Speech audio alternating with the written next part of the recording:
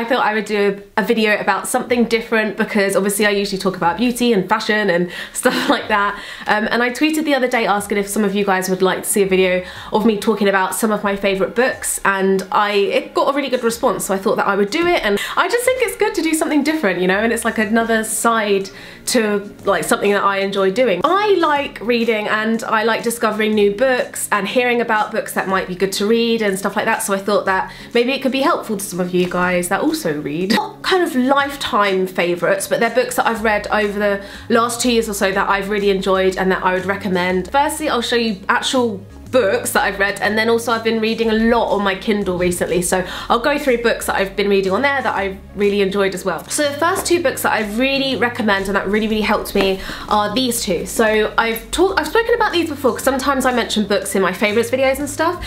By the way, I'm going to try and whiz through everything quite quickly so this video isn't really long, so if you want better descriptions of everything, obviously you can look them up, but I'll just give you a brief run through. So this one I read first to try and help with my confidence and stuff like that, because I'm quite shy by nature, and I found this book really good, really helpful, very easy to read, easy to follow, everything's broken down really well. It's straight talking. There's things in here that it tells you to, or it suggests to put into practice, which actually does really help. It can be integrated into your life, which is how then it works. So yeah, also this book I think helped even more than that book. I picked this up just because I was browsing around Waterstones and I was just like, oh, I want something that will help me, because I was still struggling a little bit with going and meeting people and social anxiety and stuff like that.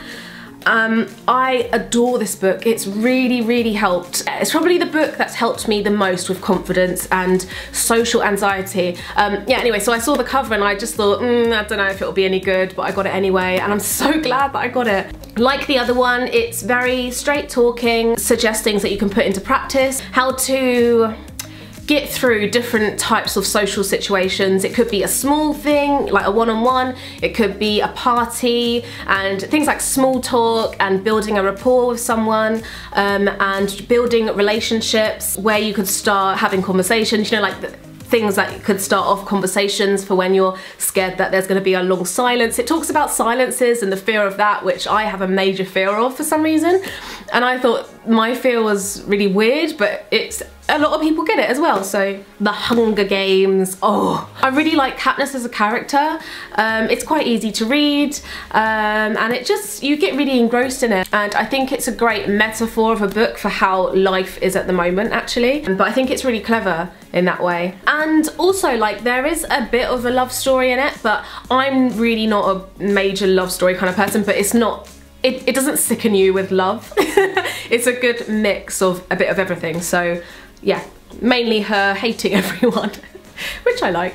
Okay, next up we've got Gone Girl. I've spoken about this a few times, but absolutely love this author. It's Gillian Flynn. Really good story. Oh god, I don't know if I should go into all the plots of everything. A woman goes missing, she's a wife. A lot of suspicion is on him because usually they always look at the boyfriend or husband when something happens to the wife. Twists and turns everywhere. It really keeps you sucked into the book because there's always something that you're interested, like, you know, when you end each chapter and it makes you want to keep reading on and on. It's like that. It's quite a can't put it down kind of book, which I love because they're the best kind of books, I think. And I love psychological thrillers, and I think this is pretty much brilliant for that. If you're not massively into reading but you like thrillers and you want to start getting into reading, I think this is good because it's not a very difficult read. You go through it really quickly just because it's really well written, and it can be funny at times as well, and it can be creepy. It just always keeps you guessing. So okay, then we got books that I've read on the Kindle that I've really enjoyed,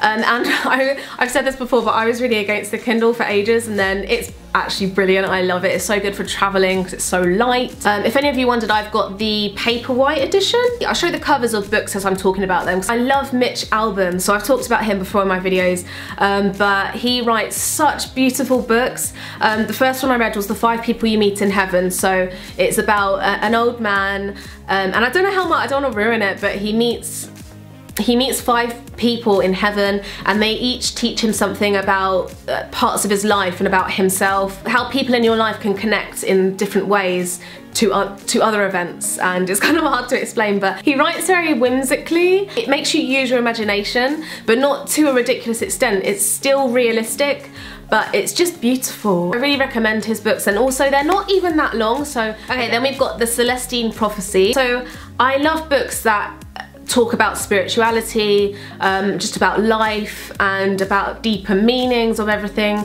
And this book, it's one of my favorite books that I've read. It's about a man that goes on. It's one of those books that you just have to read. I think if you hear about it, you'll be a bit like, that sounds a bit weird. But anyway, he goes on a journey in a way. Kind of every chapter he'll learn something new.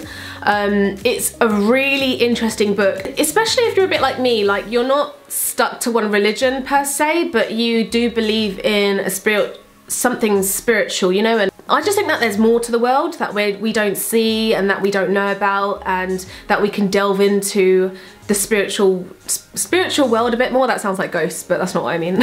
Anyway, this book is just brilliant, and it makes you really think about things and see things in a different way. Eat, Pray, Love is one of my favourite books. If you haven't seen the film is also one of my favourite films, and it's about a woman who, she was unhappy in her marriage, and then she goes and travels. She goes to Rome to just indulge in food and pleasure, and then she goes to India to lock down meditation, and then she goes to Bali, and it's made me want to go to Bali. So that's a beautiful book as well. Before I Go to Sleep, which is a brilliant thriller. I really liked this. I started watching the film of it and I couldn't get through it. I don't know why, I just found it really dull. I need to rewatch it. But anyway, Before I Go to Sleep is about a woman who, she can only remember things for about 24 hours, or obviously until she goes to sleep.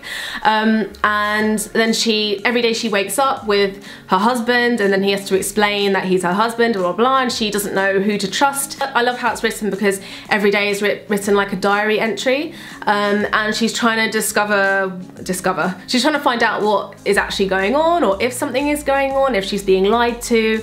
It keeps you guessing. The 4 Agreements, I loved this. This was such a short read as well, but this book is just about basic, I guess, mantras in life that are good to live by. And I don't know if I should list them now, because it's good to just read the book and go through them, but they're things that I try and remember pretty much daily as well, to just live by. It's one that kind of speaks to your soul. I know that sounds silly, but you can put all of those things into practice, and it's definitely a book that I would highly recommend for everyone to read. I think it's a book that isn't talked about that much, but it should be. Ooh, Sharp Objects, another Gillian Flynn book, it's the author of Gone Girl. I really enjoyed Sharp Objects, a really different story. It's another kind of a dark thriller, really interesting main character, because it was a woman, and she's unstable herself. She's a reporter, and she's sent back to her hometown about some recent murders. All gets a bit close to home because her younger sister was murdered ages ago.